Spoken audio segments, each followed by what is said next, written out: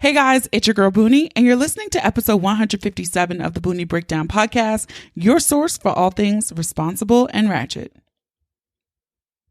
All right, welcome to this week's episode, guys. You are here for some quality time with your girl Boonie.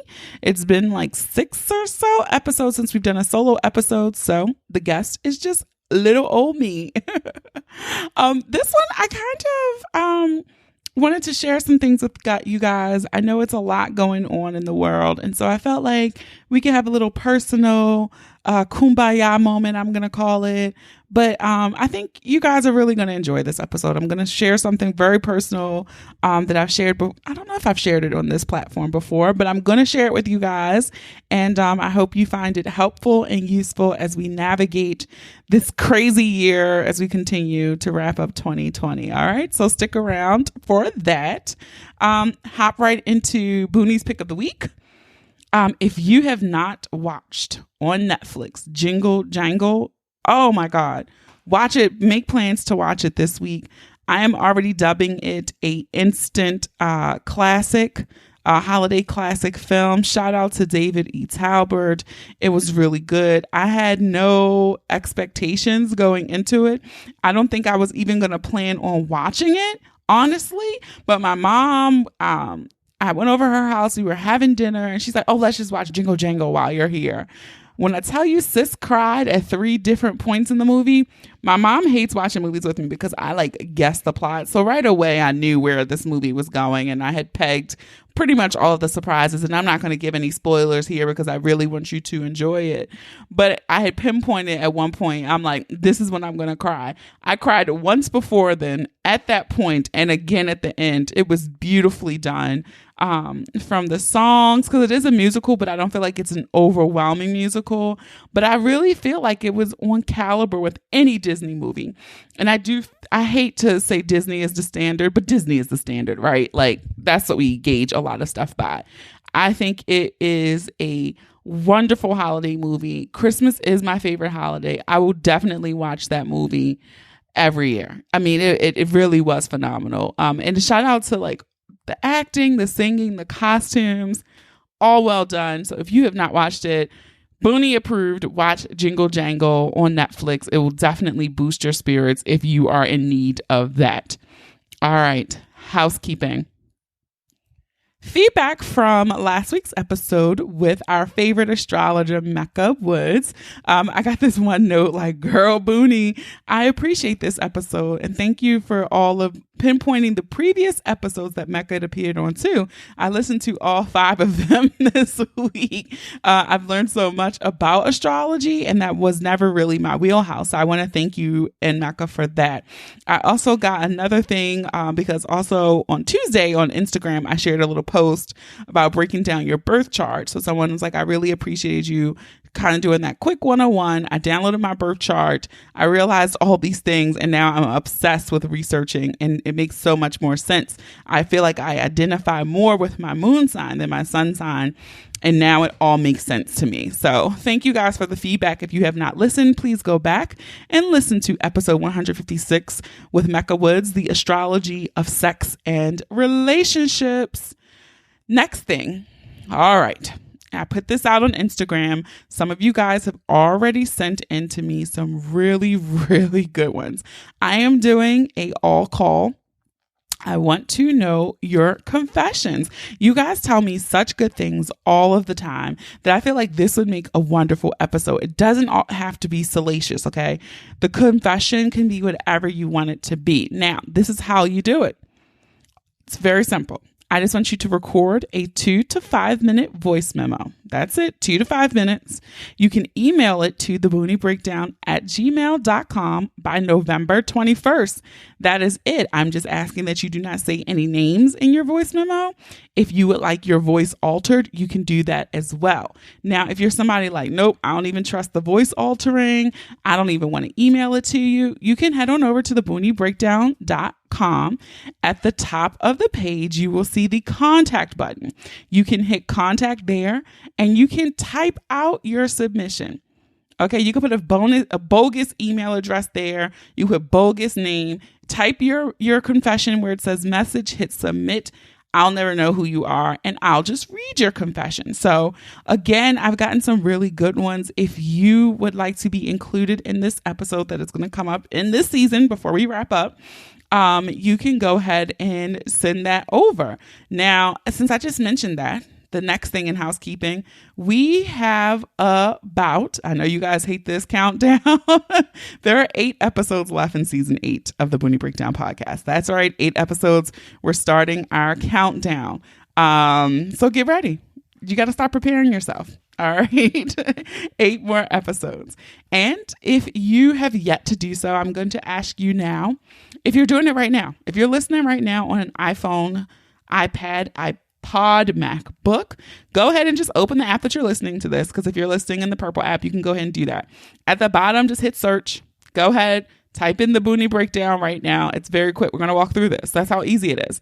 Once it comes up, you select the Boonie Breakdown. You scroll down, not even all the way down, and you'll see where it says ratings and reviews. Yep, right there. Stop. All right. Now you're going to hit tap to rate. Where you see those 5 blank stars, you're going to hit 5 stars. That's it. You just left me a 5-star review, and thank you very much.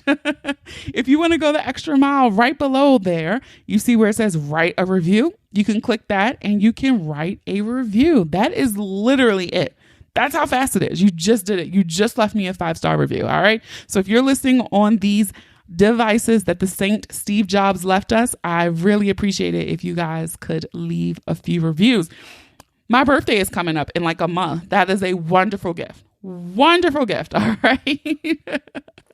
And if you have yet to do so, you can also follow us on social media.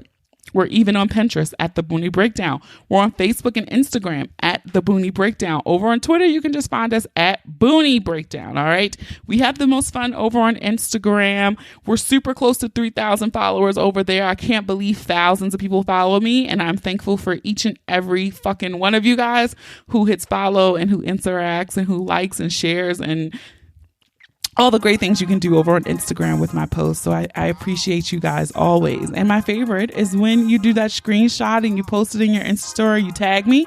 You can also use the hashtag the Boonie Breakdown, the hashtag PODIN, PODIN. That helps other people find it, not just people who follow me. So I greatly appreciate you guys taking the time to do those things to assist me. That is it for this intro. So let's get ready to break it down.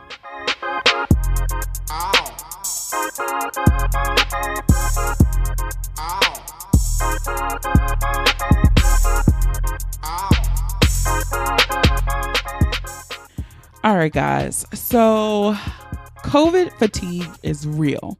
And if you are like me, if you live in the States, shout out to the International Ratcheteer Gang. I love you guys for listening. I know some of our European countries, I've seen in the news that they're doing some rollbacks, some shutdowns of their society to try to get this under control. But here in the States, in America, this shit was never under control. And now it just seems like the spread is out of control. 1 million new cases in the last 6 days alone. My great state of Maryland is breaking new records every day with hospitalizations and deaths and cases. And it's so much to ingest. But at the same time, you're tired of this. You're tired of living this modified life. And I'm saying air quotes on modified, because at the same time, you're blessed that you're still here. You're blessed that you have paychecks still coming, a roof over your head. Hopefully all of your friends and family and loved ones have made it through this pandemic and have gotten to the other side. And you're just watching the news, watching this out of control. I know for me, even making modified Thanksgiving plans, right? I said on my social platforms that the run from Halloween to New Year's Eve in America was going to be tragic, because people are going to, this is the time of year we want to gather. It's dark outside now because of daylight savings time.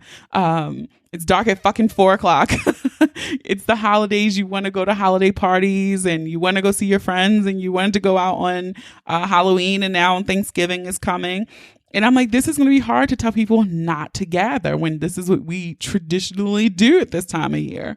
And so even for my Thanksgiving, I normally crash my friends. We don't even do a dinner. But I'm not going to go to her house because I haven't been around her family. And this is indoors, right? That's not fair. So I'm going to do some cooking here. I've ordered on Amazon some to-go packages, and I will make to-go bags for my loved ones. Here's your food. Here's your sides. Here's some pie and some cake. And go on about that's how Thanksgiving is going to be. Maybe we'll gather on FaceTime or Zoom for an hour, but like this is the new normal because I want my family to be here Thanksgiving 2021, and hopefully we can gather then. So I get it. This fatigue is just tiring. I'm sick of being in the house. I'm sick of doing things virtually. I'm sick of getting on Zoom, and I'm just tired of this shit. I really, really am. And here we are. I'm like, these are the bad months. Everyone says, December through February are going to be the hardest months. And I think I was underestimating that at the beginning or mid summer when I realized, okay, we're going to be dealing with this heavy in the winter. But now as we're staring down at it and we're starting to see these numbers climb, and I feel bad for our healthcare workers who are just, can't even imagine how pushed to the limit they are right now. And I just, I'm really looking like shit.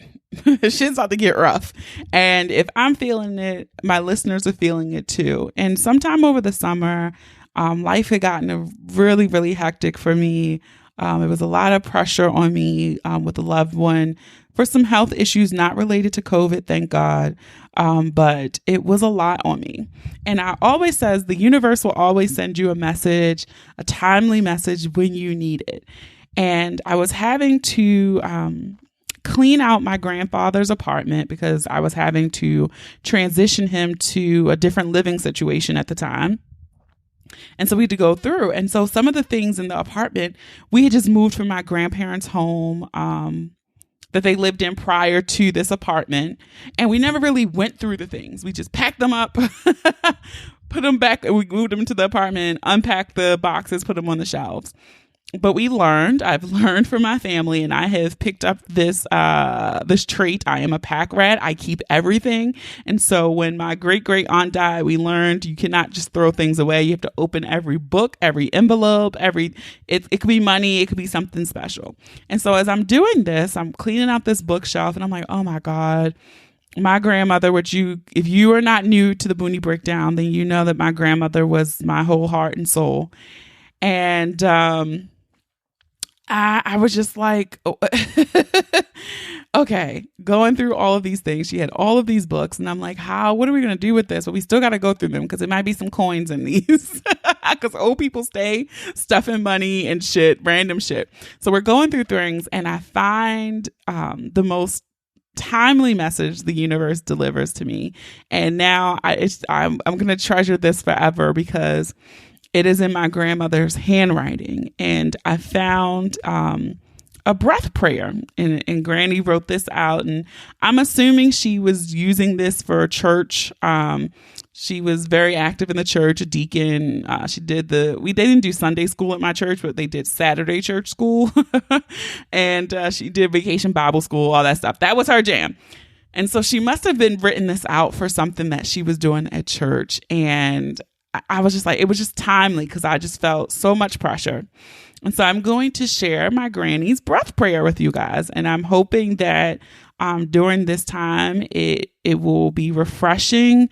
It will give you a new practice that you can add to your repertoire, whether you pray, you meditate. To me, they're the same thing, but I understand that everyone has different practices. So here we go. These are the words from my granny. And so my grandmother, if you also do not know, she's been deceased now for, at the time, it was 9 years when I found this letter. And so to find something in her writing, it was just very special to me. And it felt like she was speaking to me from the grave. But here it is. All right. If you do not have the time to pray formally at length each day, consider making a habit of breath prayers.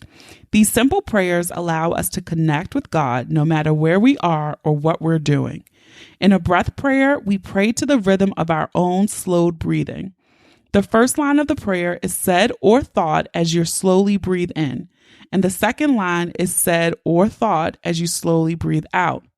Breath prayers can be verses from scripture or hymns or whatever lifts your spirits. For example, from the hymn Spirit of the Living God, here is one example. Line 1, Spirit of the Living God. Line 2, Fall afresh on me. Write at least breath prayers. Remember, these are 2 short lines that can be said, one as you inhale, one as you exhale. That was the message that I got from my granny from the grave 9 years after she passed. And as I was reading it, I was just like, it was so simple. And I feel like sometimes when we get overwhelmed and we can't focus and the fog is there and we can't clear our thoughts, we overcomplicate things. We overcomplicate what it means to meditate, what it means to pray, what it means to connect to the higher power, whatever you believe, whatever your practice is. And this is so simple. Like she said, it could be, for her example, she took a line from a hymn that she loved. My grandmother loved that hymn. It could be your favorite Bible verse. It could be a favorite quote that you have.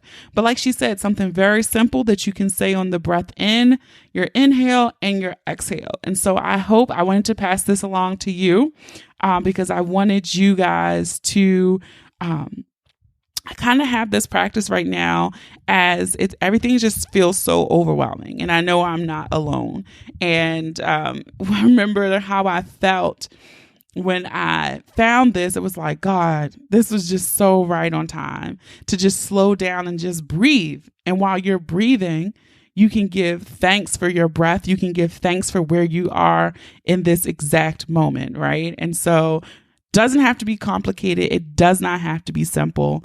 And I hope that you too got something out of this breath prayer, and it's something that you can share with others.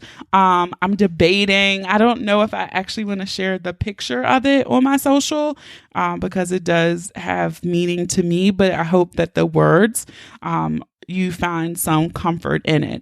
And I think right now, the other message that I'm taking from some of the things I've been reading and trying to practice and to keep myself grounded and sane as I've been closing out every episode the last 2 seasons. My hope for you guys is to stay healthy, safe, and sane. And that is my hope for myself. If you have not listened to episode 150, from this season with Dr. Ebony Butler talking about relationships with food, and episode 152, It's Okay to Not Be Okay, with Jessica Brown of Neo Noir, who was a psychotherapist. I think both of those gave really good tips for dealing with mental health, especially during this time. Even though Dr. Ebony's was focused on food, I still think there was goodness there, because right now, and I not to be, I hate using this word, but to be fat phobic, right? Everyone's like, I don't want to be fat. But if you want to maintain your weight, not gain any more weight, to continue to eat properly during this trying time, and as it gets colder in certain parts of the country and world, I think it was a really good episode for you to check out. Maybe it can help you pinpoint some emotional eating habits, etc., but things that you could kind of work on during this time to make sure yourself stays whole and stays complete, and you're not eating your feelings and getting to the point where your jeans don't fit anymore, and that triggers something else in you, and now you're down, it's a spiral of something else just from eating cookies, right? So I think those are 2 really good episodes. I know at the beginning of the season, I did do a focus on mental health because I did see where this was going. But as we're getting to this point, it looks like things are going to get pretty bleak. And my hope is that every ear that my mouth, the sound of my voice is touching, that I really want you guys to be on the other side of this with me, healthy, whole, happy and complete, or as complete as you can be with everything that we witness, because it is not normal. It has not been normal practice for most of us who are alive to be working through a pandemic, living through a pandemic, trying to find love during the pandemic, trying to make money during the pandemic, and trying to accomplish goals during the pandemic. Like, this shit is not normal. And I know everyone says this is our new normal. I don't want to commit to that, but I do want to say at least this is hopefully the catalyst for change so that we can live more productive and fulfilling lives. And I want everyone to give themselves grace. I say that a lot, and I think people underestimate exactly what giving yourself grace is like. You're on a diet, or let's say you're plant-based, right? And you decide to eat pepperoni pizza. Give yourself grace. You want that fucking pizza? Life is too fucking short. Eat the pepperoni pizza, bitch. All right. Don't beat yourself up because you feel like you've sidetracked from a goal. Like, shit, you can always realign and get back on track, but having one slice of pepperoni pizza is not going to kill your plant-based diet, right? Like, you'll be okay. I think it's okay to pinpoint. I was having a conversation with someone else, and they were saying how they were having a hard time creating content and being creative. Me too. I'm just thankful that I have a schedule, and most of my stuff I try to batch record or batch create. So it's already planned out for me, that I don't have to come up with, even though you see me putting it out on Monday and Tuesday. Yeah, I might have recorded that episode 3 or 4 weeks ago, and now it's just coming out. So even though I might be a day where I'm just been in bed all day, thankfully it wasn't up to me to have to, start scratch and come up with the content for that week. It's okay if you're not feeling creative. Another thing, I know I joke, and we have a lot of our content is sexual based content. It's okay if you're not feeling sexy. If your pussy not getting wet, your dick can't get hard, you don't want to fuck, you're not in the mood, that's okay too. Life is stressful. You might not always want to. For me, that stuff is kind of a release for me. It's therapeutic. I have to. So I don't have problems. But I understand, I recognize that I could be. I was with somebody who recently was dealing with some anxiety. Right. And I'm kind of ready to go. And they're looking at me like, sis, I'm anxious right now. I can't fuck you. So, yeah, I feel like giving yourself grace to be not okay. And I think as long as you have tools in place that can help you gauge of when you're not doing okay, and then to help you get back to a place where you're feeling better. I know for me, I have not been in therapy for a few months, but I feel like it's time for me to get back in therapy. I don't want things from this winter, the bleakness of this winter, to affect me in ways that I don't even know. I don't. So we're going to be proactive over here. We're getting back in therapy. I said it in the episode 152 with Jessica Brown. I'd already ordered a light therapy lamp because I've never dealt with seasonal depression, but this year it might hit different. I don't know. I might. And I wanted to get one before y'all all scooped them like the goddamn toilet paper. Okay. So yeah, I just feel like give yourself grace. Maybe try to add in breath prayers. Start a new mindfulness meditation, maybe not being on social media all day, even though Instagram is making it easier because they're trying to transform into the home shopping network. But just finding ways to unplug, reset yourself, and just know that things are going to work out. All right. And so I love you guys. Like I said, I want you guys to make it out. I want you to look back on 2020 and say, whew, it kicked my ass, but I made it, right? And I'm on the other side. And so that is my hope for each and every one of you. All right. Deal? We're going to make it all right? All right. All right. So that was it. I mean, I know this is a kind of serious episode for me. There was not much ratchetness here, but I feel like sometimes we got to put the ratchet on pause, do a check-in, make sure everyone is okay. All right. Like I said, for me, dick is a temperature control for me. It's a temperature check. I need, because here's the thing before we really, really wrap up. And I know people like joke and make fun of things. But for me, I have like I said, I have the opposite effect. My two love languages are physical touch and quality time. So this is killing me because you can't spend time with people because you're not sure where they've been and they're trying to protect you and you're trying to protect them from anything, especially people you don't live with. So this is tough. And but there is a thing called skin hunger. It is a real thing. It is so real. And it's for people who need skin to skin contact. And I am someone who suffers from, like, I know I suffer from that often. And now let me make it very clear because people always, when you say your love language is physical touch, people like think sex, and it's not always. It could just be we're watching TV, but you're letting me lay on you, or you're laying on me, or we're holding hands. It doesn't always have to be fucking, right? That's what people always think, but it doesn't have to do that. And so skin hunger is a real thing because skin to skin contact, it really is vital for mental and emotional health, but also your physical health too. And so, touch, it can calm certain bodily functions. So if you're anxious and your heart rate or your blood pressure is up, someone just touching you or rubbing your back can lower your heart rate. And so it is, when you're having healthy relationships, it helps. Yes, I'm about to nerd out on this and I didn't mean to, but it can help stimulate oxytocin, which is the natural antidepressant for serotonin. And then it also helps with the creation of dopamine, which makes you feel happy. So,